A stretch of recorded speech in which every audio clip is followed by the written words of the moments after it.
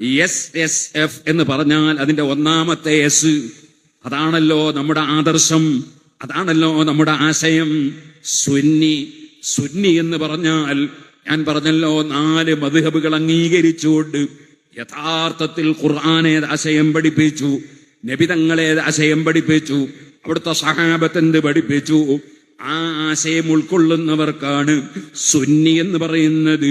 വിശദമായി പറഞ്ഞാൽ സുന്നത്ത് ജമാഅത്ത് എന്ന് പറയുന്നത് അതാണല്ലോ ഒന്നാമത്തെ അക്ഷരം സുന്നി. നമ്മുടെ എല്ലാ പ്രവർത്തനങ്ങളും എല്ലാ നയങ്ങളും എല്ലാ കാര്യങ്ങളും അതിന്മേൽ പടുത്തുയർത്തിയതാണ്. നമ്മുടെ വിശ്വാസമാണ് നമുക്കേറ്റവും വലുത്. അതേ ഖുർആനുടനീളം പരിശോധിച്ചാൽ അല്ലദീന ആമനൂ വഅമിലുസ് സാലിഹാത്ത്, ശരിയായ വിശ്വാസം ഉൾക്കൊണ്ടവർ, അതുപോലെ നല്ല കർമ്മങ്ങൾ പ്രവർത്തിച്ചവർ, അവർക്കാണല്ലോ സ്വർഗം വാഗ്ദത്തം ചെയ്യുന്നത്. ആദ്യം വിശ്വാസമാണ് ക്ലിയർ ആകേണ്ടത്. അഹ്ലുസുന്നത്തി വൽ ജമാഅത്തിന്റെ വിശ്വാസം അത് നബി സല്ലല്ലാഹു അലൈഹി വസല്ലം പഠിപ്പിച്ച വിശ്വാസമാണ്, ഖുർആൻ പഠിപ്പിച്ച വിശ്വാസമാണ്. ഞാൻ അതിലേക്ക് ഇപ്പോൾ വിശദമായി കടന്ന് സംസാരിക്കുന്നില്ല. നമുക്കറിയാം, മഹാനായ സുൽത്താനുൽ ഉലമ വന്നു നമ്മളോട് സംസാരിക്കുമ്പോ ഇമാം ശാഫിഈ റളിയല്ലാഹു അൻഹുവിനെ ഉദ്ധരിച്ചു. അത് 4 മദ്ഹബിന്റെ ഇമാമിങ്ങളിൽ ഒരു ഇമാമാണല്ലോ ആ ഇമാം ശാഫിഈ റളിയല്ലാഹു അൻഹു. അതാ സജ്ജനങ്ങളുടെ റെക്കമെന്റ് കൊണ്ട് രക്ഷപ്പെടണമെന്ന് ചിന്തിക്കുന്നു, അഹ്ലു ബൈത്തിന്റെ റെക്കമെന്റ് കൊണ്ട് രക്ഷപ്പെടണമെന്ന് ചിന്തിക്കുന്നു. അതല്ലേ ആലുൻ നബി ദരീഅതി വഹുമു ഇലൈഹി വസീലതി അർജു ബിഹിം അതാഗദ ബിയദിൽ യമീനി സഹീഫതി. പടച്ചവന്റെ കോടതിയിൽ നന്മതിന്മകൾ എഴുതിയ റിക്കാർഡുകൾ വിതരണം ചെയ്യുമ്പോ അഹ്ലു ബൈത്തിന്റെ നബി കുടുംബത്തിന്റെ അവർ മുഖേന എനിക്ക് എന്റെ വലം കയ്യിൽ കിതാബ് ലഭിക്കണമെന്ന് ഞാൻ ആഗ്രഹിക്കുന്നു. സുബ്ഹാനല്ലാഹ്, വസീലയാണ് ചിന്തിക്കുന്നത്, തവസ്സുലാണ് ആലോചിക്കുന്നത്. ഇനിയോ നിങ്ങൾ കണ്ടോ ഇമാം മാലിക് റളിയല്ലാഹു അൻഹു, ആ മാലിക് ഇമാം റളിയല്ലാഹു അൻഹുവിനോട് അബൂ ജഅഫറിൽ മൻസൂർ എന്ന് പറയുന്ന ഗവർണർ അസ്തഖ്ബിലുൽ ഖിബ്ലത വ അദ്ഉ അം അസ്തഖ്ബിലു റസൂലല്ലാഹ്, ഞാൻ റസൂലുള്ളാഹി സ്വല്ലല്ലാഹു അലൈഹി വസല്ലം തങ്ങളുടെ തിരുഹദ്റത്തിൽ നിൽക്കുമ്പോ, ഞാൻ പടച്ചവരോട് ദുആ ചെയ്യുമ്പോ, ഞാൻ ഇവിടെ റസൂലുള്ളാഹിനെ കൊള്ള തിരിഞ്ഞാണോ നിൽക്കേണ്ടത് അല്ല ഖിബ്ലക്കാണോ തിരിഞ്ഞു നിൽക്കേണ്ടത് എന്ന് ചോദിക്കുമ്പോ ബലിസ്തഖ്ബിൽഹു വസ്തശ്ഫീ ബിഹി,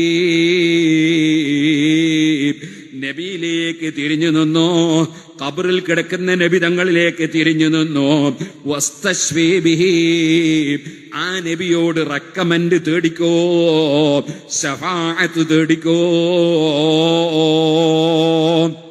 സർവ മദ്ഹബിന്റെ ഇമാമിങ്ങളും ഈ പാതയിലല്ലേ? അതല്ലേ അഹ്ലുസുന്നത്തി വൽ ജമാഅ? ഓ സുഹൃത്തുക്കളെ, അതല്ലേ സുൽത്താനുൽ ഉലമ നമ്മളെ ഉപദേശിച്ചത്? മഹാന്മാരായി കാണണം, അവരെ മുഖേന മാത്രമേ നമുക്ക് രക്ഷപ്പെടാൻ കഴിയൂ എന്ന് ചിന്തിക്കണം. ആ ഒരു സുന്നത്ത് ജമാഅത്തിന്റെ വിശ്വാസം പുലർത്തുന്ന നമ്മൾ മഹാന്മാരെ പിന്തുടർന്ന് ജീവിക്കുന്നവരാണ്. ഈ കണ്ണൂരിൽ പന്തല് കെട്ടി ക്യാമ്പ് നടത്തിയവനാണ് ഞാനും മർഹൂം ഖാലിദ് സാഹിബും ഒക്കെ അടങ്ങുന്ന ആ കാലഘട്ടത്തിലുള്ള പ്രവർത്തകന്മാർ. അന്നത്തെ എന്റെ കൂടെ ഒന്നിച്ചു നിന്ന പലരെയും ഇന്ന് ഞാനിവിടെ കണ്ടു. റഷീദാരി ഉസ്താദിനെ കണ്ടു, അതേപോലെ അസീസ് വെളിയമ്പറയെ കണ്ടു. അസീസ് വെളിയമ്പറ ഇങ്ങനെ നടന്നു പോകുന്നത് ഞാൻ ഇങ്ങനെ കണ്ടു. ഓ സുഹൃത്തുക്കളെ, ഞാൻ പറഞ്ഞു വരുന്നത്, കഠിനാധ്വാനം ചെയ്ത് ഈ മഹത്തായ സംഘടന കേരളത്തിലുടനീളം നമ്മുടെ മുൻകാല പ്രവർത്തകന്മാര് വളർത്തിയെടുത്തു. ആ വളർത്തിയെടുത്ത സമയത്തൊന്നും തന്നെ നമ്മളെ ചിലർക്കൊക്കെ ചില രാഷ്ട്രീയത്തിന് അനുകൂലമായോ പ്രതികൂലമായോ നമ്മൾ നിൽക്കണമെന്നൊക്കെ ധാരണയുണ്ടായിരുന്നു. ഒരു ഭാഗത്തേക്കും നമ്മൾ പോയില്ല, ആരെയും നമ്മൾ ചീത്ത വിളിച്ചില്ല, ആരെയും നമ്മൾ അതിരറ്റ് സ്നേഹിക്കാനോ അതിരറ്റ് വിമർശിക്കാനോ പോയില്ല. മറിച്ച് കണ്ട കാര്യങ്ങൾ പറഞ്ഞിട്ടുണ്ട്, അതെപ്പോഴും പറയാറുണ്ട്, ഇപ്പോഴും പറയാറുണ്ട്, പറയേണ്ടതൊന്നും പറയാതിരിക്കാറില്ല. പക്ഷേ അത് സൗമ്യമായി പറയും, നിയമത്തിന്റെ പരിധിയിൽ നിന്നുകൊണ്ട് പറയും. ഇസ്ലാമിന് ദുഷ്പേരുണ്ടാക്കുന്ന ഒരു പ്രവർത്തനത്തിനും അംഗീകാരം നൽകുകയില്ല, നൽകിയിട്ടില്ല. അതാണല്ലോ ശൈഖുന പറഞ്ഞത്, അങ്ങനെ ഒരു ലൗ ജിഹാദ് എന്നൊരു പരിപാടി ഇസ്ലാമിലില്ല.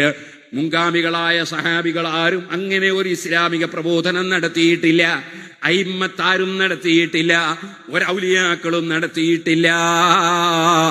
ഇമാം ഗൗസുൽ ആലം മുഹീദ്ദീൻ അബ്ദുൽ ഖാദിർ അൽ ജീലാനി, സുൽത്താനുൽ ആരിഫീൻ അഹ്മദുൽ കബീർ റിഫായി, ഖാജാ മുഈനുദ്ദീൻ അൽ ജിസ്തിൽ അജ്മീരി, അങ്ങനെ ഇങ്ങ് വന്നാൽ ഇതിന്റെ നാല് ഭാഗത്തുള്ള ജലാലുദ്ദീൻ അൽ ബുഖാരി, മൗലൽ ബുഖാരി, അങ്ങനെ പോയിട്ട് നമ്മുടെ സംഘടനാ പ്രവർത്തന രംഗത്ത് ഒരു അല്ലാത്ത സന്ദർഭം വന്നപ്പോൾ ഈ സംഘടനയുടെ ഉന്നത നേതാക്കളായ മഹാനായ താജുൽ ഉലമാ ഖദ്ദസല്ലാഹു സിർറഹു, നൂറുൽ ഉലമാ ഖദ്ദസല്ലാഹു സിർറഹു, കൻസുൽ ഉലമാ ഖദ്ദസല്ലാഹു സിർറഹു തുടങ്ങിയ നമ്മളെ കഴിഞ്ഞുപോയ നേതാക്കൾക്കും സുൽത്താനുൽ ഉലമയടക്കമുള്ള നേതാക്കൾക്കും വലിയ ധൈര്യം പകർന്ന 2-3 വലിയ ആത്മീയ നേതാക്കളില്ലേ, അതിൽ മുൻപന്തിയിലാണ് മഹാനായ CM വലിയുല്ലാഹി ഖദ്ദസല്ലാഹു സിർറഹു.